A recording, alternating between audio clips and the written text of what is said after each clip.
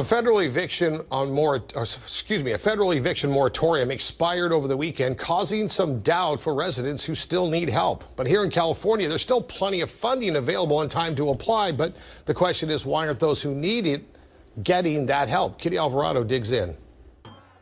The federal eviction moratorium for those affected by the pandemic lapsed over the weekend. That's caused some confusion here in the Valley. Heather Vicona, the CEO of Lift to Rise, the nonprofit that's partnered with the county to help disperse the federal aid to people in the Coachella Valley, says this also caused a lot of worry. We had a lot of people reach out to us to ask if they could actually help us in further dispersing rental assistance, concerned for their friends and neighbors. But there's good news for Californians and Valley residents. Governor Newsom extended the moratorium until the end of September. Folks in California, folks in Riverside County are protected under California's eviction moratorium. It's estimated 11 million Americans are behind on their rent, while Congress appropriated $45 billion for rental assistance. According to the Treasury Department, only $3 million of that has been handed out.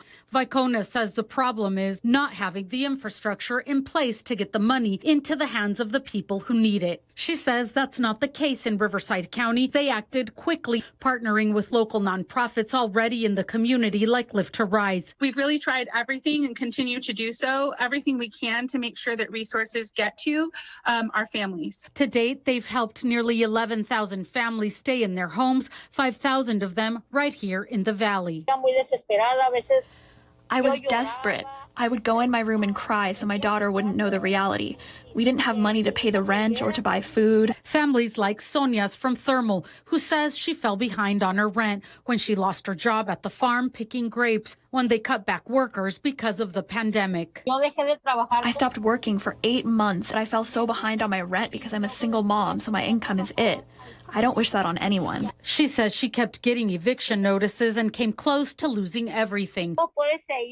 Some people told me I could go to a shelter, but I thought, how can I go there with my daughter to a crowded place where I don't know if people are infected?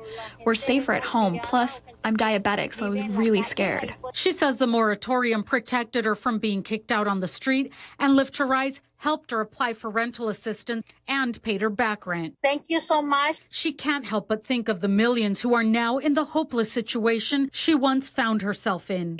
I can't imagine those who have little children who don't have many options. It's so sad and heartbreaking. What we're seeing, it doesn't work.